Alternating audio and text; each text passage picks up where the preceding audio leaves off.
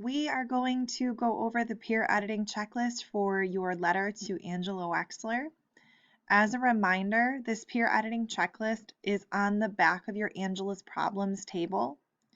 So on the back of that Angela's Problems table where it says writer, you need to have put your name, and peer editors where your partner is going to write his or her name. So this means that when you turn all of your materials in, you will turn in the feedback from your peer on your own letter because you're getting credit for getting their feedback and for using their feedback. That being said, this video is going to show you how to fill one of these out for a classmate. Okay, so we're going to go through each requirement, and I'm going to explain more of what I'm looking for each of these requirements. All right, so requirement number 1. The letter has at least 4 paragraphs, intro, body, and conclusion. So you would check needs work if your partner has done less than 4 paragraphs. You would check good if your partner did the 4 required paragraphs.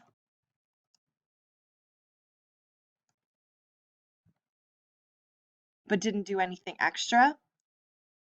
You would check outstanding if they went above and beyond. So this would mean they have 5 or more paragraphs. So they went above what I asked them to do originally. The second requirement, the letter contains at least 2 references to events that happened in the story. So good, again, it contains 2 references. So your partner did the minimum. They did exactly what was asked of them and no more. Needs work is if they have 1 or fewer references. So they didn't even meet the minimum.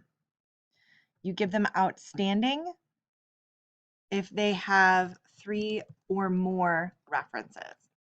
So this is, remember, outstanding is going above and beyond. So 3, the letter has been properly formatted. So this one should be a no-brainer because if your partner followed the template that I gave them and wrote on the template that I gave them, it should be perfect. If for some reason they didn't, that's the only reason that you would check needs work. So if they did not follow directions,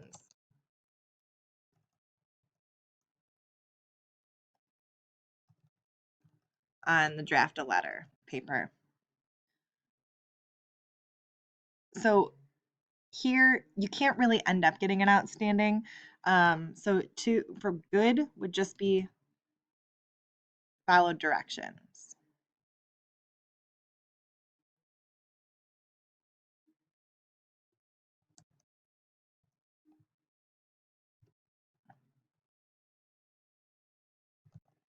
That's the only reason that you would check that. And then, like I said, outstanding does not apply in this instance, so we wouldn't check that. All right, as the reader, I understand what the author was trying to say. So if you were confused,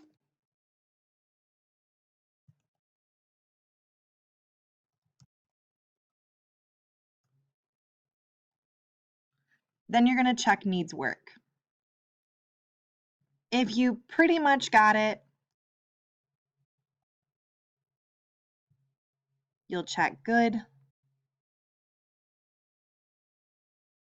And if what the person whose letter you're writing, if what they wrote was extremely clear, then you'll check outstanding.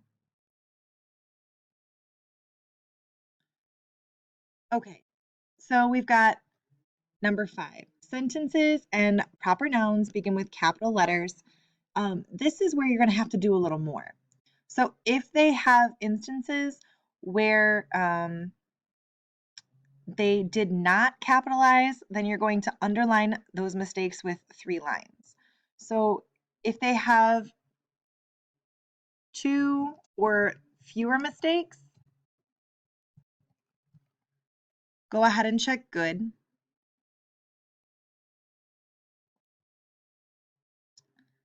If they have 3 or more mistakes, check needs work. And if they have 1 or fewer mistakes, then you will go ahead and check outstanding.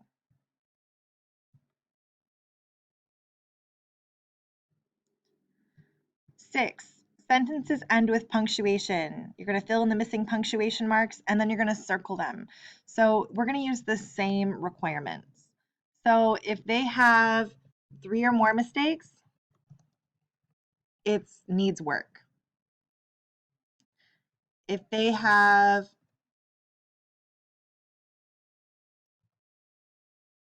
2 mistakes,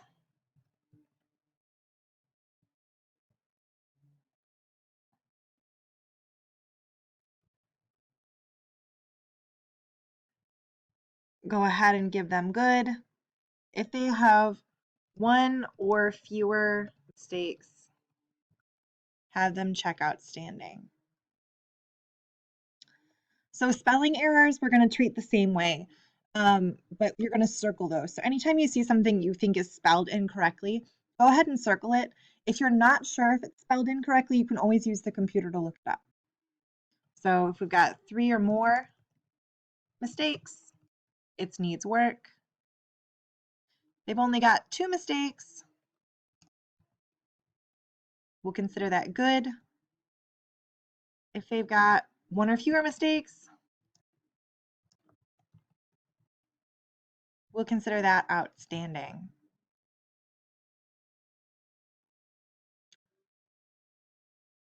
All right, so 8, the writer used complete sentences. So if it is a sentence fragment, I want you to write FRAG for fragment next to it.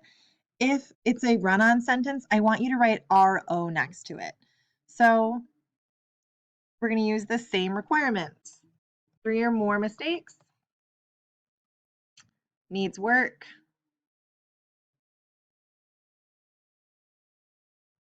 2 mistakes is good.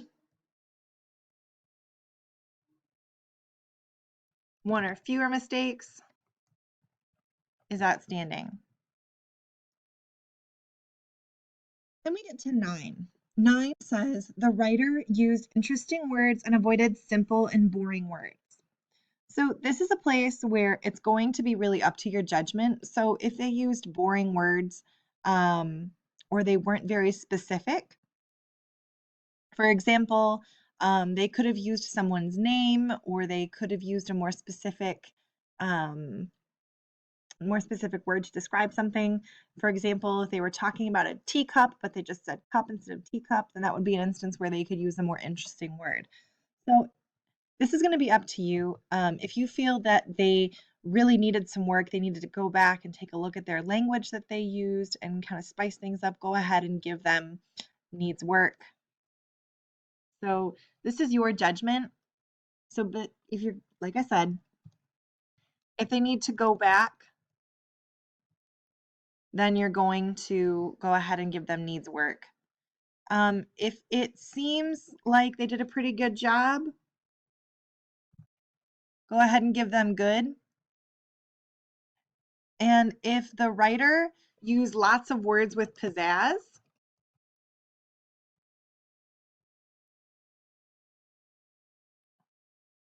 go ahead and give them outstanding. Handwriting is neat and easy to read. So if their handwriting is really messy or really tiny and it's hard to read, or the pencil is so light on the page that you can barely read it, then this is going to be something where you're going to need to say needs work. So if it's hard to read, give them needs work. If it is neither hard nor easy to read, go ahead and give them good. If their writing is extremely easy to read, about that. Mr. Underhill came home and the dogs decided to bark at him. So we're back. So, like I said, if it's extremely easy to read, go ahead and give them outstanding. The last two questions are about the best and parts of the writing and the parts that need more work. So I need you to actually be very specific, explain what was really good about their writing or explain what needed more work. And I would like you to write at least 2 sentences here for both of these boxes. I want to make sure that you are both giving and receiving great feedback. So once you filled this out and made any adjustments to your partner's work, you're going to give this to your partner and they'll get theirs back from you. And then what you're going to do is you're going to go over your letter and make any changes that you need to make. Because before we type and print these letters, you want to make sure that they are as perfect as they can possibly be.